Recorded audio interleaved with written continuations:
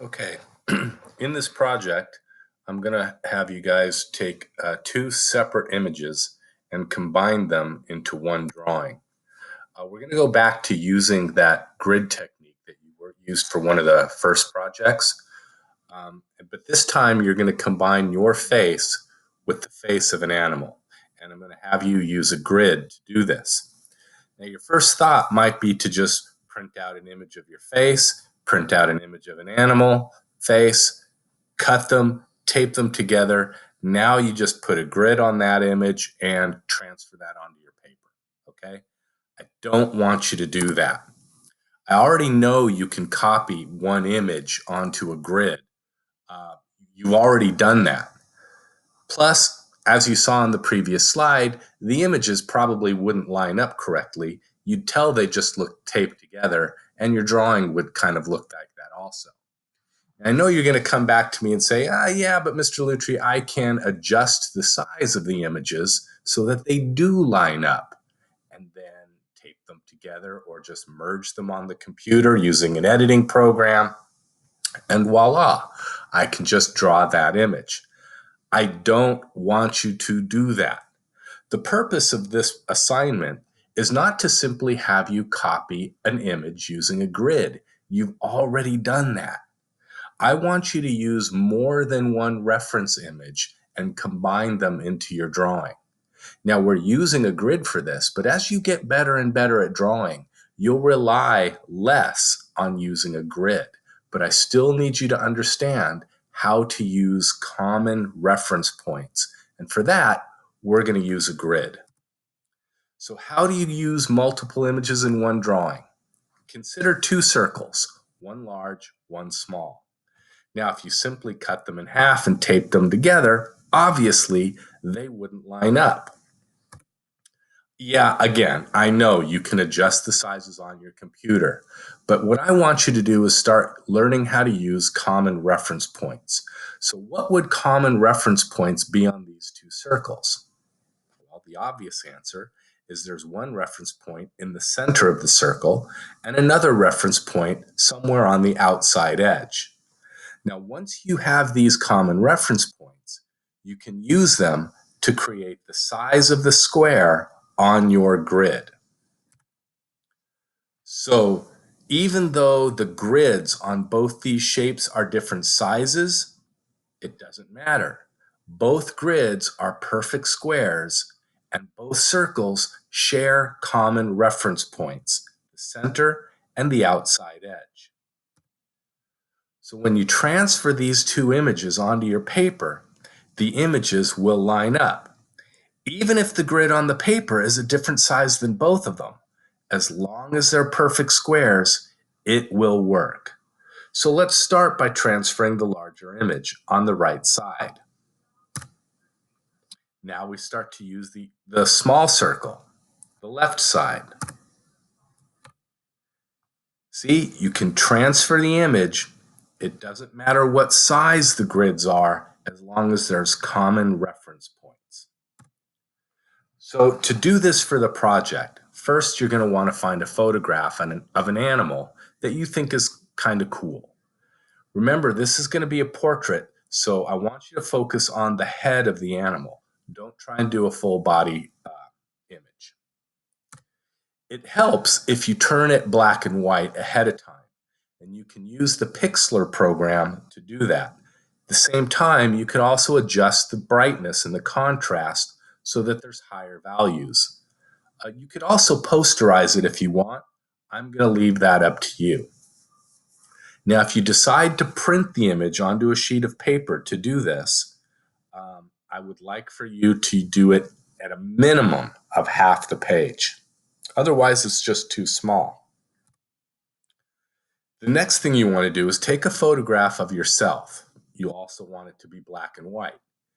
Try to make sure there's good shadows in the image. You can posterize this one also if that helps you. You also want to try to make sure that your face is in a similar expression as that of the animal. Again, I don't want you to just tape them together. Like we saw with the circles, it's highly unlikely that they will line up. Don't edit the photos with your computer and simply put them together. I want you to learn how to use multiple images for references. So what's a common reference point between these two images? Well, I can think of a few, and it's going to be different for everyone. If you're not using a straight-on view, it might be different. It might be an ear. It might be a brow line. But for a straight-on view like this, an obvious choice would be the point right between the two eyes. A second point would be right below the nose. From this, I know how large to make the grid for the image, and I'm going to use those 2 points to determine the length of it. So the grid on the image with the human face would be that size.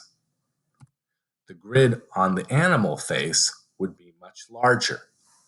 Now, similar to combining the 2 circles, that doesn't matter as long as they share common reference points. Both of these squares share the point between the eyes and just below the nose. Now, if you're going to draw this on a sheet of paper, use your ruler to find that point between the eyes. Then draw your line straight down. Then draw the line through that point. Next, find your second reference point right below the nose. That's how large you make the grid for the human face. When you make your columns coming down, you need to make sure they're the same size. It may not end up being something easy like 1 inch or 1.5 inch. It might end up being like 1 3/16. Whatever that length is, that's how big you make every side of your squares in your grid.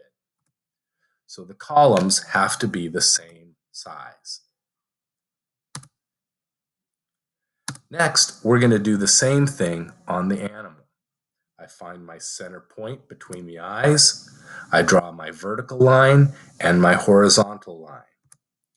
Next, I find that point right below the nose, and I draw another horizontal line. That's how big the squares need to be on this grid. You can see the grid on the animal face is much larger than the grid on the human face. It doesn't matter because you can also see that they line up with the features, the eyes, the nose, the mouth. Now you might have to get a little creative with how you tie together the top of the head and the chin. You might decide to bring the human features over. You might decide to bring the animal features over. Those probably won't line up correctly. I want you to use your imagination for how you're going to tie those together. Now, putting the grid on your paper, what size should you make it? It doesn't really matter, as we noticed with the circles. So you're going to want to make sure you have your center line vertically going down the paper. Then you want that line that cuts right through the eyes. We'll call that the eye line. You just want to make sure that the squares on this grid are perfect squares.